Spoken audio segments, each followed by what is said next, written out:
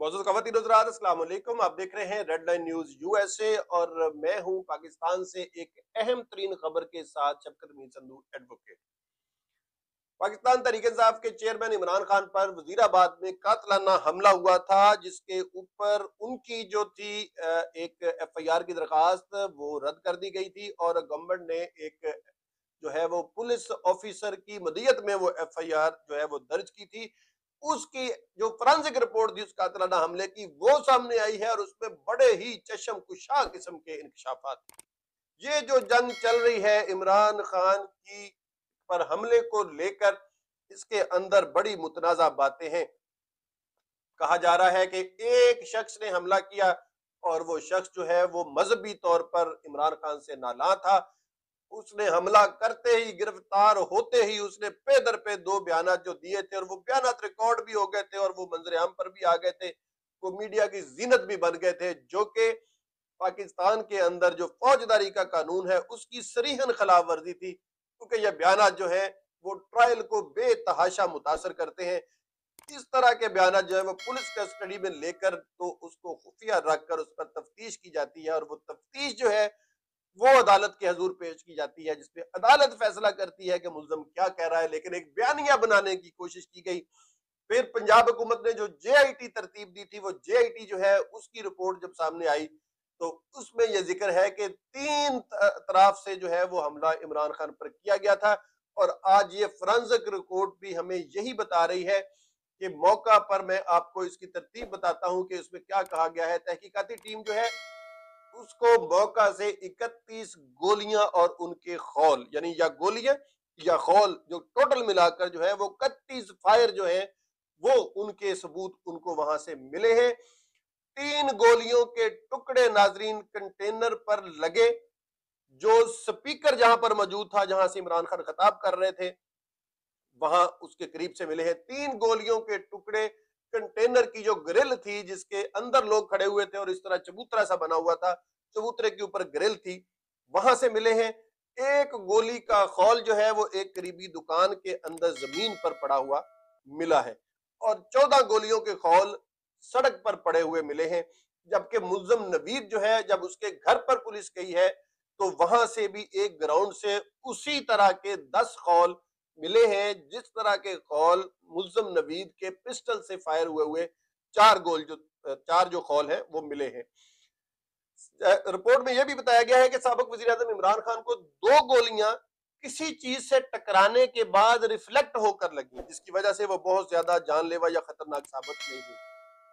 लेकिन एक गोली मुकम्मल जो है वो पेवस्त हुई इमरान खान साहब की टांग में और इमरान खान साहब को एक धात का टुकड़ा लगा, जो किसी गोली का खौल था या गोली टकराने के बाद जो ग्रिल से या किसी तरह जो धात अलहदा होके वो भी गोली की रफ्तार से लगती है, वो उनके जिस्म से बाद में निकाल लिया गया था। और चार गोलियां ऐसी थीं जो मुल्जम नवीद के पिस्तौल से चलाई गई थी। ये बहुत वाजे हो रहा है। और फिर उसके बाद तहकीकाती रिपोर्ट की जो टीम है उसकी रिपोर्ट के मुताबिक वकुआ से मिलने वाली दो गोलियां जो है वो किसी पिस्टल की नहीं, वो कलाशनकोव की हैं। और मुल्जम के जो मुल्जम नवीद से पिस्टल मिला है उसका फोरेंसिक भी कराया गया है। मुल्जम के पिस्तौल से फायर टेस्ट भी करके देखा गया है। तो क्या वाजे हो रहा है, फर्क सिर्फ यहां पर है कि मुल्जम नवीद ने अगर फायर किए हैं और वो सिर्फ एक वाहद जो है वो असैसिनेटर था, तो फिर चार गोलियां उसके पिस्टल से फारग हुई हैं, तो 31 गोलियां जो है वो बाकी कहां से आई हैं। यानी अगर चार 31 में से निकाल लें तो 27 गोलियां जो है, जिसमें क्लाशनकोव की गोलियां भी शामिल है, वो भी तो मौका से दस्तयाब हुई हैं। फिर कंटेनर से मिलने वाली गोलियां खुद ही वो 5 से ज्यादा है। चार तो इमरान खान को, तीन इमरान खान को लगी हैं, दो स्पीकर के करीब से मिली है, दो ग्रिल के करीब से मिली है। यानी ये साबित होता है कि फायरिंग करने वाले एक से ज्यादा लोग थे, जिससे फिर ये साबित होता है कि ये एक प्लान्ड मर्डर था, प्लान्ड असैसिनेशन थी, जो कि अल्लाह ताला के फजल से नाकाम हुई।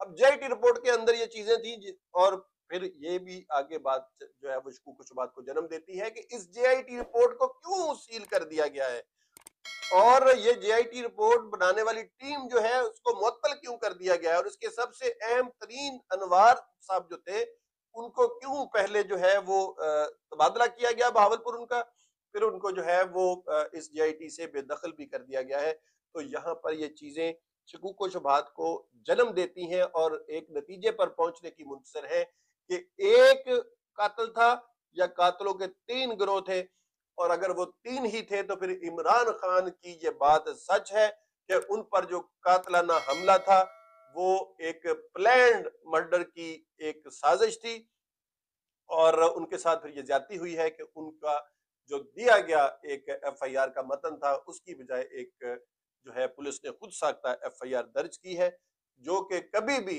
असल और असल हकायक से पर्दा नहीं उठने देगी। अब इमरान खान साहब ने उसके बाद जो है, अब जो उन्होंने कहा था कि मैंने 4 अफराद के नाम दिए हुए हैं जो उनको कत्ल करना चाहते हैं, और उनमें से एक नाम उन्होंने गुज़िश्ता अपनी तकरीर में बताया कि साबिक सदर जरदारी जो है उन्होंने किसी दहशतगर्द तंजीम को या गिरोह को उनके कत्ल का कॉन्ट्रैक्ट बकायदा दे दिया है। अब बहुत बेचैनी है पीपल्स पार्टी के अंदर, उन्होंने बड़ा इसका जो है वो नाराज हुए हैं, और बिलावल भुट्टो ने यह बयान दिया था कि अगर इसके बाद उनके ऊपर या उनके वालिद के ऊपर कोई हमला होता है तो फिर हम आपसे जो है वो निपट लेंगे, ये भी उन्होंने धमकी दी थी।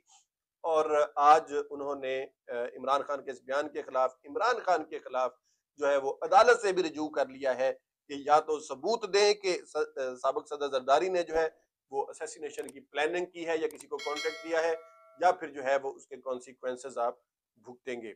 हमारी दुआ है कि इमरान खान जो है वो सलामत रहे, क्योंकि उनके ऊपर जो है वो फिर से जो है वो उनको खतरा है कि उनके ऊपर दोबारा से जानलेवा हमला होगा। लेकिन उन्होंने कहा है नहायत जवानमर्दी और बहादुरी का जो है मुजाहरा करते हुए उन्होंने कहा है कि मैं तो निकलूंगा चाहे आम इंतखाबात हो, चाहे मैं आम कैंपेन के ऊपर निकलूं। हम चाहते हैं कि मुस्तकबिल में हमें एक मस्बत सियासत जो है वो पाकिस्तान के अंदर होती हुई नजर आए। अब तक के लिए इतना ही। अपने मेजबान शफकत मीर संधू को रेड लाइन न्यूज USA से इजाजत दीजिए। अपना ख्याल रखिए, अपने इर्द गिर्द का भी और अपनी आजादी का भी। पाकिस्तान जिंदाबाद, पाकिस्तान।